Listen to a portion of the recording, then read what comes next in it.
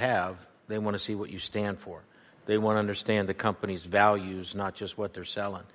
And they want you to be genuine and authentic and local and not just sell to, but be part of. Yes. And I think that's the thing that, it's a tough transition. Yeah. As you say, you have structures, but you have structures, you have memory, you have people, and you got to break it all. Yeah. You got to be willing to break it all. Yes. I would say to you and everybody that sat in that chair in a position of power that the numbers don't lie. The numbers don't lie about how many people these big corporations employ, that what is the diversity. Apple, Facebook, they only have 3%, 3 to 5% diversity, so people of color. That's a hard fact. I just want the people that also sat in a position of power and asked the questions to really make sure that they understand what's going on and that they understand the need for change. And they live by their numbers on how many people they employ, how much they invest in the community. Do they give a return back? Mm-hmm. And I think that simplifies it because numbers don't lie. Yeah. I think that's great. And we as AT&T have always viewed diversity as an important part of who we are. I'm going to tell you a little story here about what we're putting together here in Chicago. We opened a center in Chicago, in the city of Chicago, to serve our customers. But if you look, over half of those employees are coming out of the most violent neighborhoods, and for some it's their first job. And it's amazing what you have to, and it's 87% black. But you have to learn when you serve that neighborhood that public transportation is unreliable, so you have to think about how do you get people to work. And so, it's caused us to deal with a whole lot of things that we didn't used to have to deal with. And so I appreciate what you're saying, and I think at the end of the day, you can't make a story that doesn't have the numbers. Yeah. And the numbers will always carry a story, but a story that doesn't carry the numbers isn't worth a darn as it relates to anything that you want your company to stand for. So I think it's really, I think it's a good call out, and I think that the community ought to hold people responsible for their numbers and not just their rhetoric. I don't think you can show up and say I'm going to serve the neighborhood and not be part of it. Yeah. You have to own those things, and so I appreciate what you're saying. Can I tell you my AT&T story?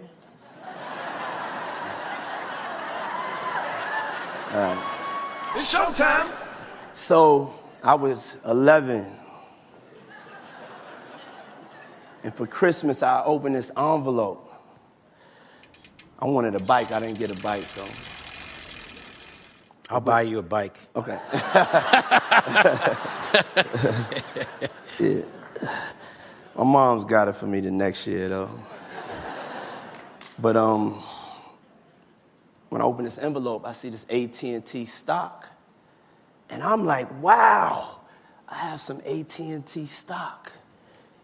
And it meant something to me because you guys allowed the community to come in, and you didn't have to be rich. You didn't have to be, white. You could be any color from any neighborhood, and you could be a shareholder in AT&T. So, after I met you, I went and I started searching to see if I could, look and see what my stock value was, because that was a long time ago. Got him! I haven't been able to get an answer. Can you help me with that, please? Because I love AT&T now. I can get you an answer to that. Thank you. But there's somebody in this room listening who wrote that down. We'll get you an answer right away on that. Yeah. But I want to say what you guys have put together here and all the initiatives that I know that you're doing, the way that You guys have incredible plans to really support the community, and this is what's needed. And I just want to say thank you. Yeah, thanks.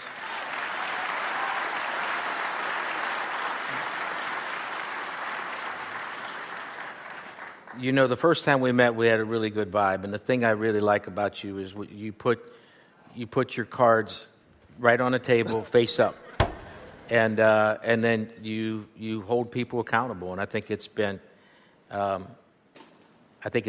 great relationship. If you don't, can I tell a little story? Sure. Yes. It ties to your story. This isn't about me. It's really about them and me telling them that there's not a coincidence we both sit up on stage here together, because I was 10 years old and I lived in an urban area, and was one of 11 kids. And my college job, I made more than my dad. So I wasn't born in any kind of privilege. But I was walking behind in an alleyway, and I remember like it was yesterday, and I thought, I better decide what I want to be when I grow up. And then I had a comma. And in my head, I said, because I can be anything I wanted to be. And I actually toyed around with being an astronaut, because at that time we were going to the moon, professional athlete. And I actually made the decision back then I wanted to be the businessman that my dad read about in the newspaper. And people look at that and they think, oh, well, this was my dream manifested at the same age that you did, growing up in the same kind of place that you did. And then you just say, I got to get there. I got to be relentless about it. And so the common element, when I listen to your story, I resonate with it so much, not just because it's right, but because it's familiar. And that familiarity, I think, it's part of our closeness, right? Yeah. Right away, you hit it off with someone you can feel. Yes. And we've talked about, a lot of great, beautiful blackness and a lot of race today, but it's about all of us. This is good for all of us. We have these similar stories. So that same pain, it doesn't matter what color you are. You can, anybody can feel that. I don't like feeling pain. I don't like seeing my people stressed out. I don't like seeing my people oppressed. I don't like seeing anybody oppressed. And I think you hit the nail right on the head with, we could come from different parts of the world and have the same dreams, same aspirations, and we're people. We're human beings. We want to live a great life, take care of our families, make a difference. It's not complicated. It's not complicated. And I love the love feeling more than all of the tension and the negativity. I love having a good time. And we're not really having a good time right now.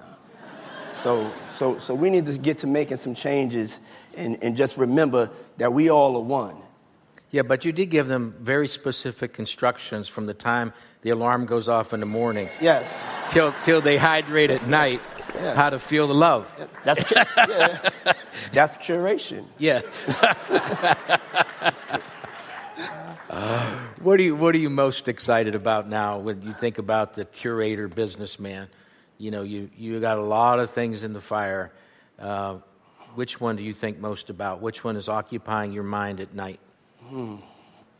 I just had one of my dreams come true. I went back to my neighborhood and I opened up a school.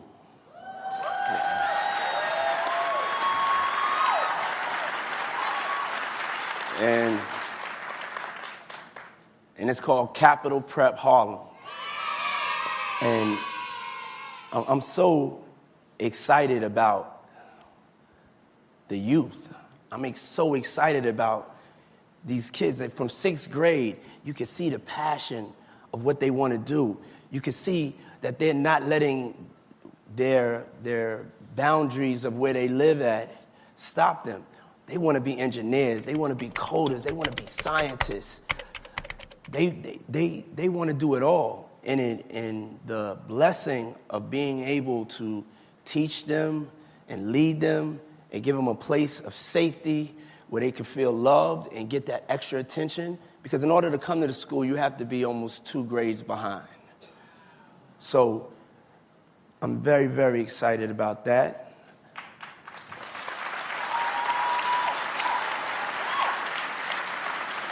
Do you mind if I just share something about that school? Yes.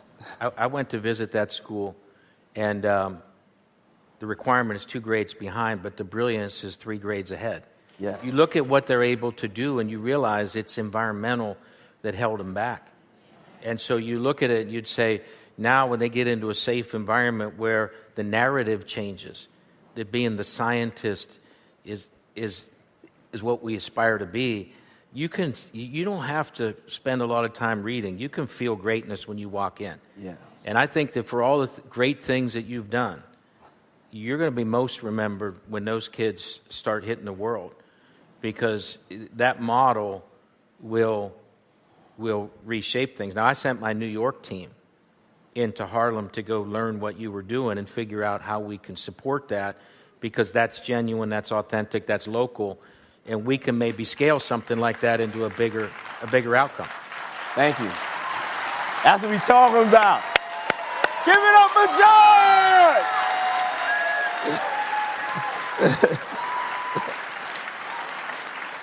I have some more things I'm excited about. Yeah, go. No, you go first. No, I'm done. I'm done. No, I mean, you on a roll. I don't want to hold you back. You on a roll. My roll's over. Revolt. I'm focused on that like I was focused on Bad Boy back in '94. I'm not going to stop. We're going to make this happen.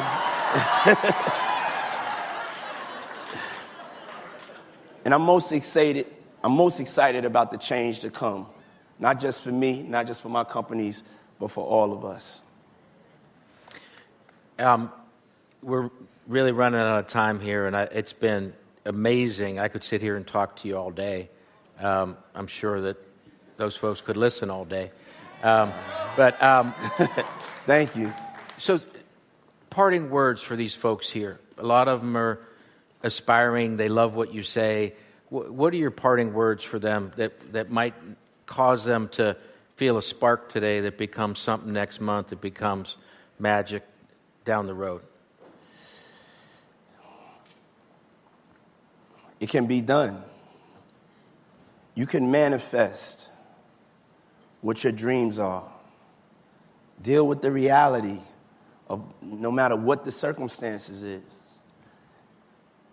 and make it happen. Get together. Just don't be standing next to each other. Get together and make a change. Believe in each other. Support each other. Change the narrative. And be heard and put that work in, because it's about competing. I want to be the best. I want you to want to be the best. You trying to get some of this hot fire? And keep God first.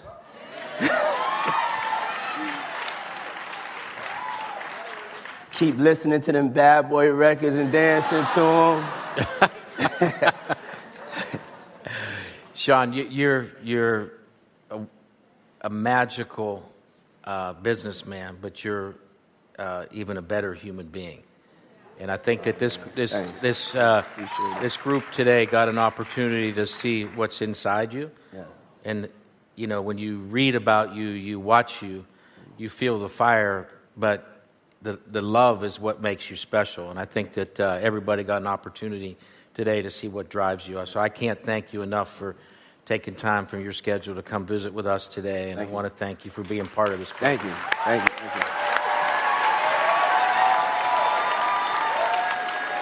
Ooh.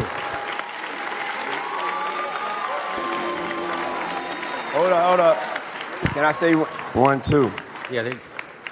Also, I wanted to leave y'all with, once you get ready and you fine-tune your craft, I want y'all to come work with Revolt. I want y'all to come and apply for a position. I want to amplify your greatness. Let's get it!